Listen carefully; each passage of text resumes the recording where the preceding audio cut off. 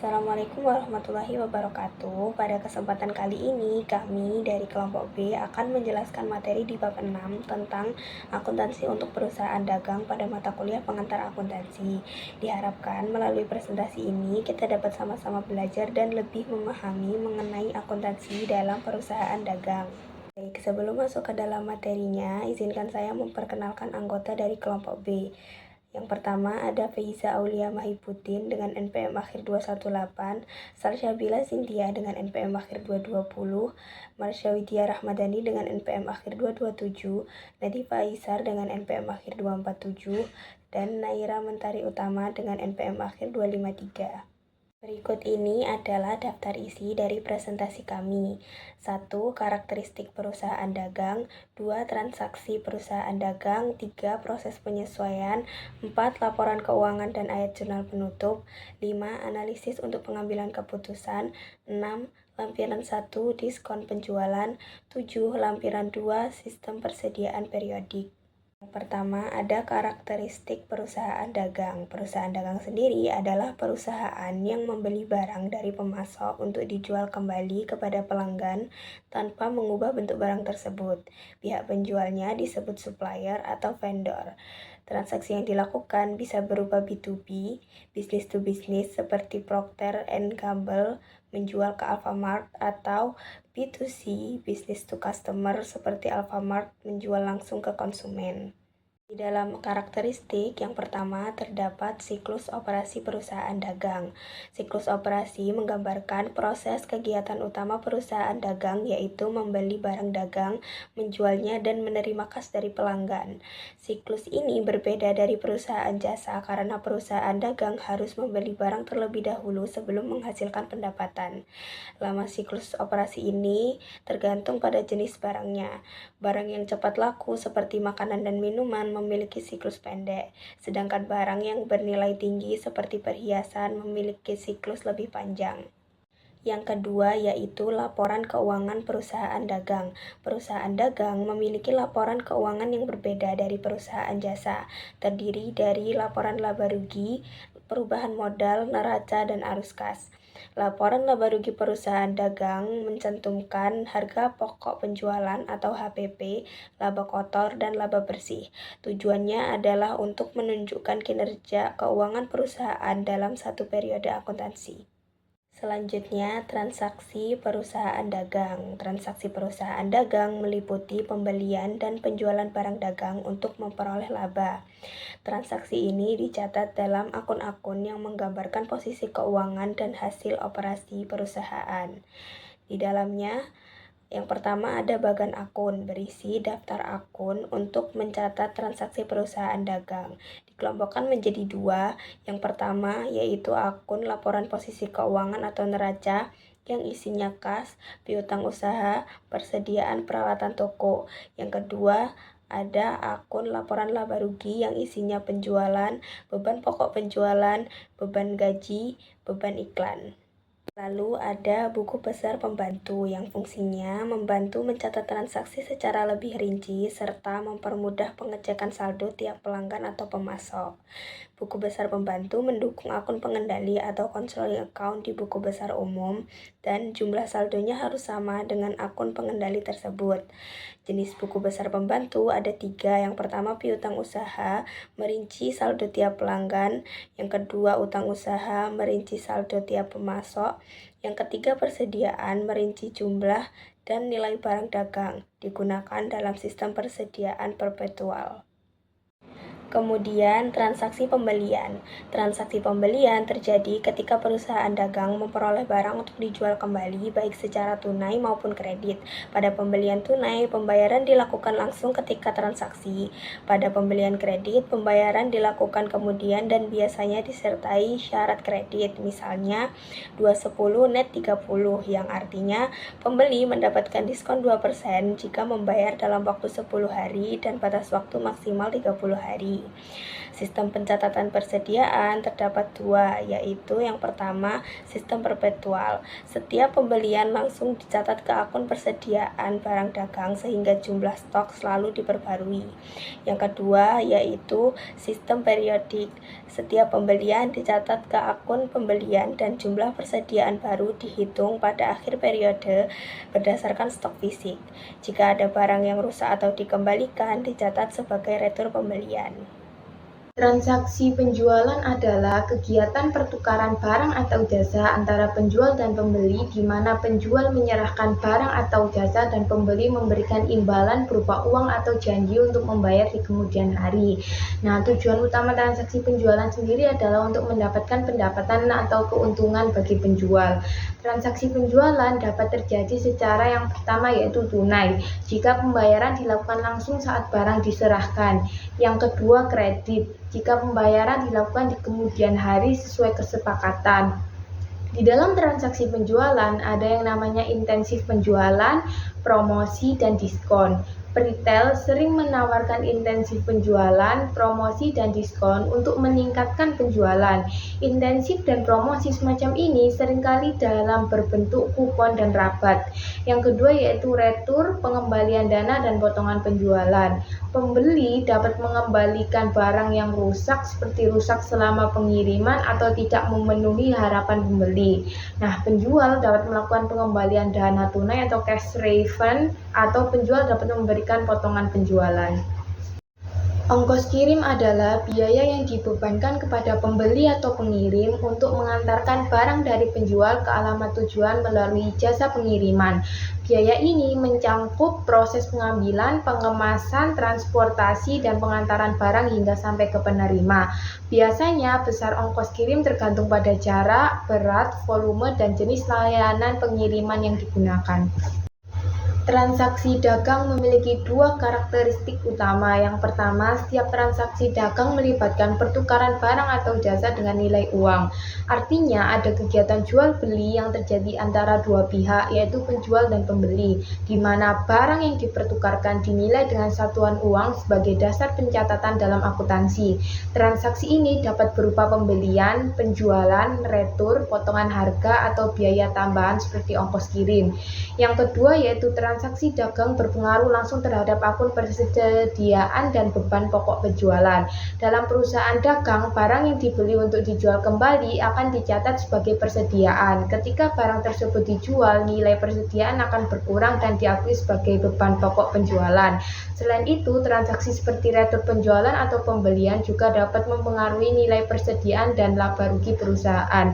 Dengan demikian, transaksi dagang ditandai oleh adanya pertukaran barang bernilai uang serta perubahan pada akun persediaan dan beban pokok penjualan dalam sistem akuntansi perusahaan. Pajak penjualan adalah pajak yang dikenakan atas penjualan barang atau jasa kepada konsumen akhir. Pajak ini dipungut oleh penjual pada saat transaksi dan kemudian disetorkan kepada pemerintah. Nah, pajak penjualan kebanyakan perusahaan dagang dikenakan pertambahan nilai atau yang biasa disebut PPN yaitu sekitar 10%.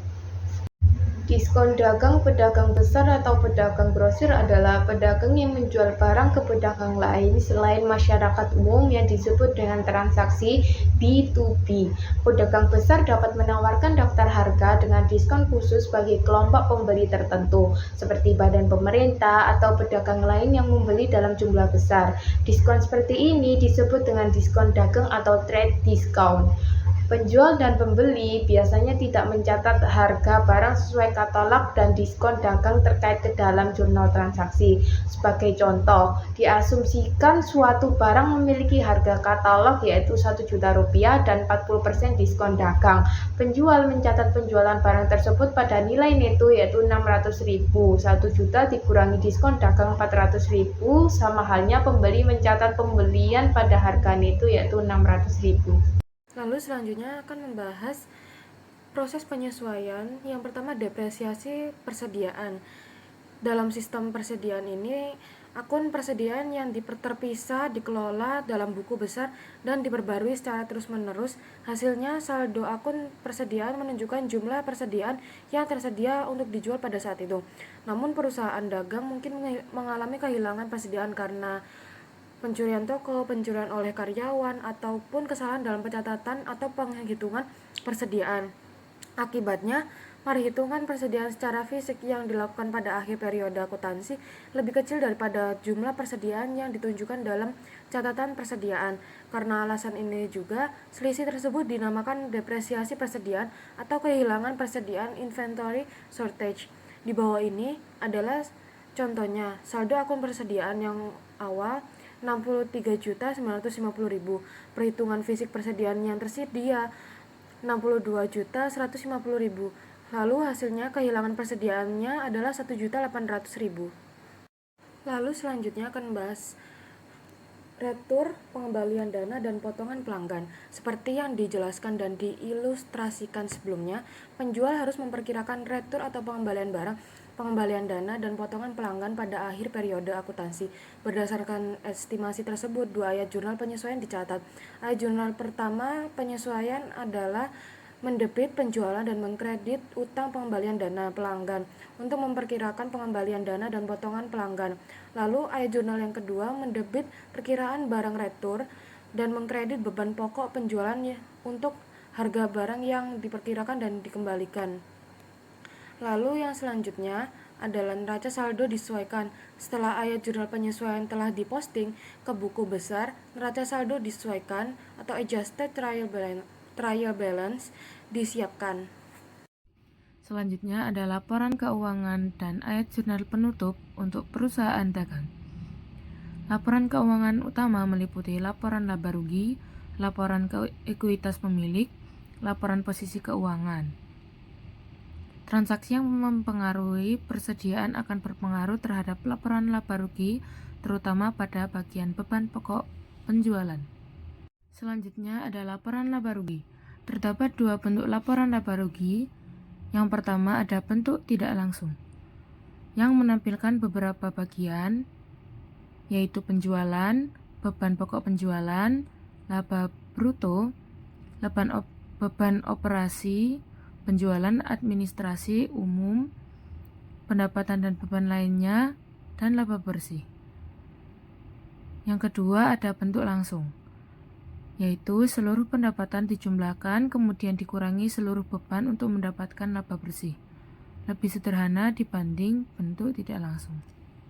Selanjutnya ada laporan ekuitas pemilik, yang menunjukkan perubahan modal pemilik selama 1 periode, termasuk investasi tambahan pemilik, laba bersih tahun berjalan, prive atau penarikan pemilik. Hasil akhirnya adalah saldo modal akhir. Kemudian ada laporan posisi keuangan yang menampilkan posisi aset, liabilitas, dan ekuitas pemilik pada akhir periode.